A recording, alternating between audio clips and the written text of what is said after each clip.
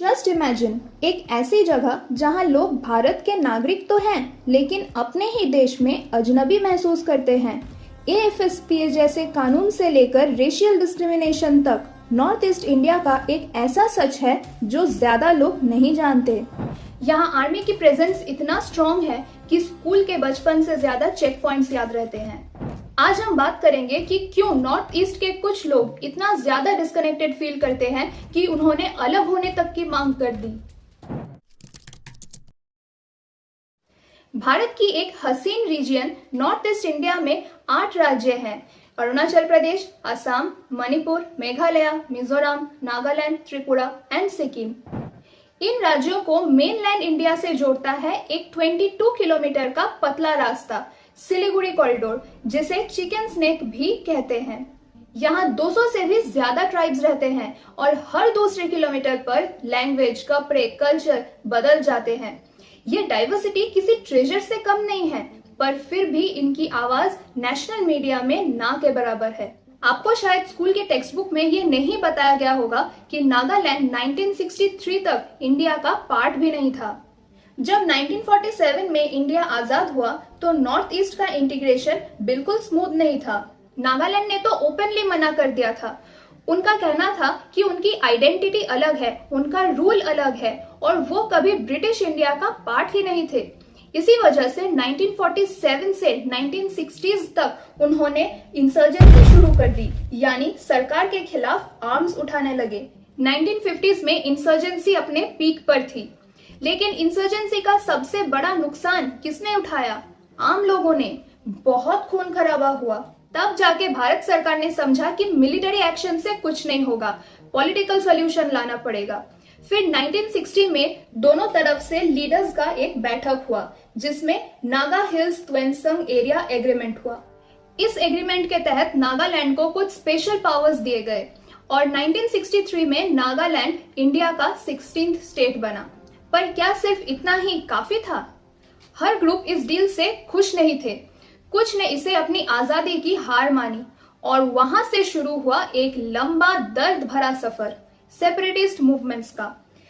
NSCN, ULFA, PLA जैसे groups ने arms उठा लिए। सवाल सिंपल था कि अगर हम इंडिया का ही हिस्सा हैं तो हमें अलग क्यों महसूस होता है? और तब आई एक न्यू लॉ जिसे नॉर्थ ईस्ट के लोग काला कानून कहते हैं, और उस लॉ का नाम था AFSPA, यानी armed forces special powers act. क्या होता है ये AFSPA?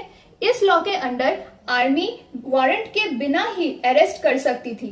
अगर उन्हें लगे कि कोई सस्पेक्ट है तो वो बिना एक्सप्लेनेशन के शूट कर सकते थे, और आर्मी पर्सनल के खिलाफ केस बिना सेंटर की परमिशन के नहीं हो सकती थी। ये पावर आर्मी के लिए बेहद जरूरी था टू कंट्रोल मिलिटेंसी, लेकिन लोगों के लिए AFSPA का मतलब था खौफ। लोगों ने फील किया कि उनकी लाइफ और आइडेंटिटी पर अटैक हो रही है, ना सिर्फ मिलिटेंट से बल्कि स्टेट फोर्सेस से भी। Bomb blast, fake encounters, army patrolling, public हर वक्त टेंशन में जीती थी। AFSPA पब्लिक के लिए एक नाइटमेयर बन गया था। 2 नवंबर 2000 मणिपुर के एक गांव मालोम में आर्मी ने 10 लोगों को गोली मार दी। उनमें से एक 62 साल की औरत और एक 18 साल का बच्चा भी था। इस मैसेकर को मालोम मैसेकर कहा गया। जब पानी सर से ऊपर जा चुका था तब इस लॉ के खिलाफ एक लड़की खड़ी हो गई जिसका नाम था इरोम शर्मिला। वो एक मणिपुरी सिविल राइट्स एक्टिविस्ट हैं। उन्होंने 16 साल तक हंगर स्ट्राइक किया। 16 साल बिना कुछ खाए, सिर्फ एक ही डिमांड, AFSPA को हटाओ।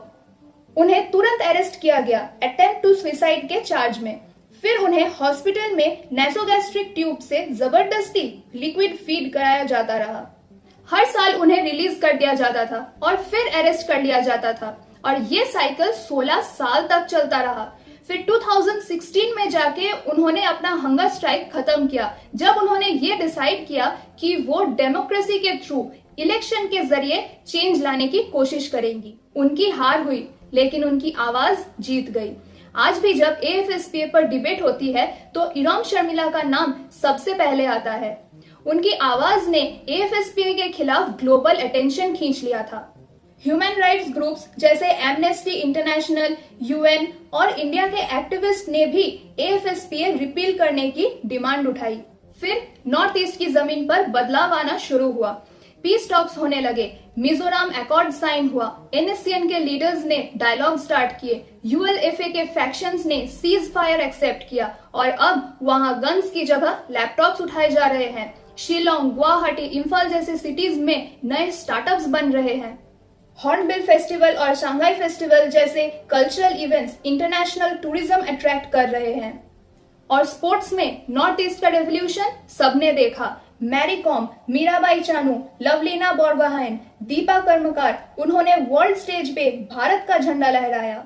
एडुकेशन में भी ये रीजन अब पीछे नहीं है। UPSC, IIT, नीट जैसे हर एग्जाम्स में नॉर्थ ईस्ट के स्टूडेंट्स शाइन कर रहे हैं। अब बॉलीवुड और OTT प्लेटफॉर्म्स भी स्टीरियोटाइप के बिना नॉर्थ ईस्ट के कैरेक्टर्स दिखाने लगे हैं।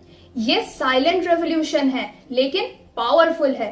तो जब आप पूछते हो कि क्या नॉर्थ ईस्ट इंडिया से अलग होना चाहता है, तो जवाब है नहीं। वो कहते हैं कि हमें अलग नहीं होना है, हमें बराबर का इंसान समझा जाए। वो कहते हैं कि उन्हें चाइनीज या चिंकी कहकर डिस्क्रिमिनेटेड फील नहीं करवाया जाए। मैं एक कंटेंट क्रिएटर होने के नाते जब ये न्यूज पढ़ रही थी तब मुझे एक चीज समझ आई कि वो इंडिया से नफरत नहीं करते, वो बस इतना चाहते हैं कि इंडिया उनसे प्यार करे। वो बस इतना चाहते हैं कि जब उनके गांव तक कोई ट्रेन ट्रैक पहुंचे तो सेलिब्रेशन हो, पिटी नहीं। वो बस इतना चाहते हैं कि जब वो कोई मेडल लाए तो पूरा देश सेलिब्रेट करे, इग्नोर नहीं। और जब उन्हें कोई तकलीफ हो तो नेशनल मीडिया में आए, साइलेंस नहीं। ये सिर्फ उनकी कहानी नहीं है, ये हमारी भी कहानी है। तो अगर आप चाहते हो कि भारत एक हो, सिर्फ मैप में ही नहीं बल्कि दिल में भी, तो इस वीडियो को अपने दोस्तों के साथ, अपने परिवार वालों के साथ और फॉलोअर्स के साथ शेयर कीजिए। और याद रखिए कि भारत तभी पूरा होगा जब भारत का हर एक कोना ये महसूस करेगा कि उन्हें भी सुनी जा रही है। क्योंकि यूनिटी का मतलब सिर्फ सेम होना नहीं होता, यूनिटी का मतलब होता है रिस्पेक्ट। तो मिलते हैं अगली वीडियो में, तब तक के लिए गुड बाय।